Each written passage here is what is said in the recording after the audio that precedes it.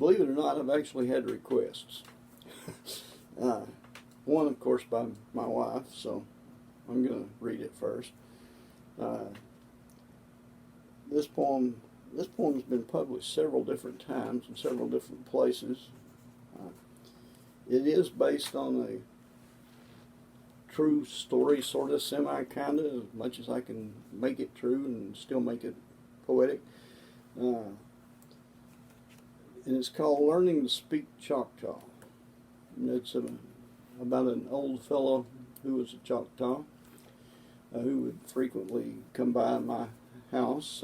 My father was a policeman. My father arrested him about, once a week. And he had a drinking problem. He was also a decorated World War II veteran, fought at the Battle of Tarawa, which was a very, very, very bloody battle. But he was also a baseball player before he went, came back, and it was pretty much ended after that. But I don't name him, and I'm not going to name him now, but I did read this a few years ago, and Judge Joe Taylor was in the audience, and Joe Taylor came up and said, "I know who you're writing about." And I thought, "I don't think so." And he said, "Yeah," and gave me the man's name. He said, "We held church services in jail on Sundays," and he said, "and I frequently ministered to him there." But he got the guy right. Learning to Speak Choctaw. He rose like smoke from high grass and weeds that had taken the alley east of the Katy tracks and shuffled across the gravel road. Black hair, black eyes, 100 creases, and a dark brown face. His brown hand lifted as he saw my father bent under the hood of his red Chevy. "Alito, Leonard Wallace, Chimochakma." His long sleeves pulled his hands back inside khaki pockets. Dad's head remained in the motor. "Hello, Earl. I'm fine. Need a ride to town?" "Oh, I'm just walking, Captain. Headed for Red's. Get me a hamburger. If you can spot me a quarter till I mow some lawns." I stopped bouncing the rubber ball off the shed, eyed the worn brogans on his feet, and glanced at Dad, still buried in his Chevy. The old man looked at me and my beat-up ball glove. "Alito, little Wallace, you the next alley Reynolds?" I shrugged. He grinned. "Keep throwing that ball. You be another super chief."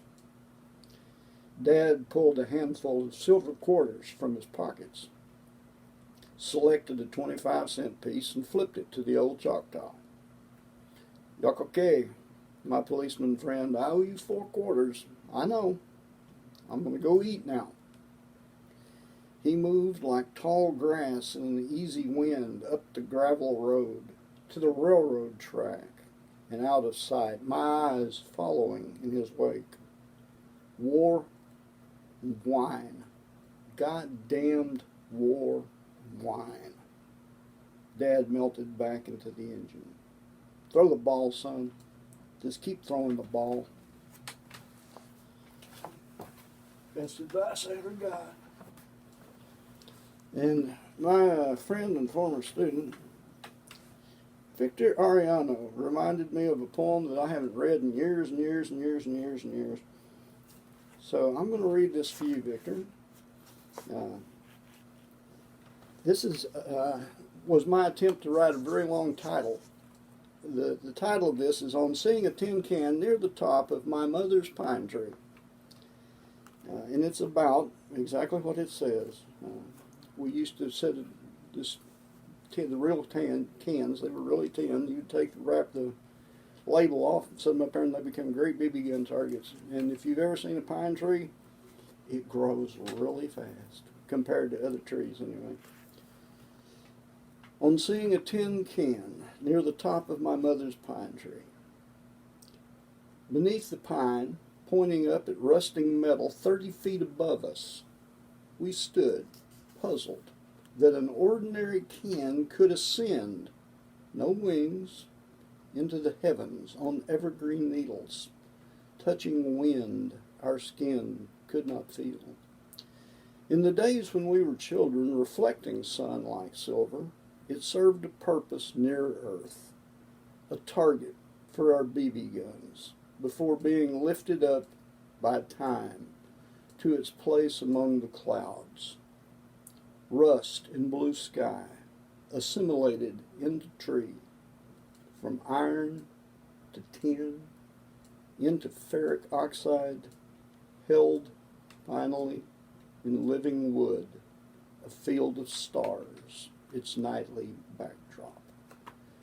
That was published, and I read it once about 15 years ago or so, and a guy came up to me and said, "That's the most awesome poem." That said, you have the entire cycle of man in that poem. You start out born, you're new, you grow, you rise, you rust, you get old, and you finally wind up in the stars.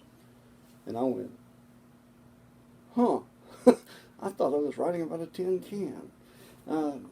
But so poetry is pretty much what you take from it. And apparently some people have taken a lot from that poem. And Victor apparently likes it. So there you go.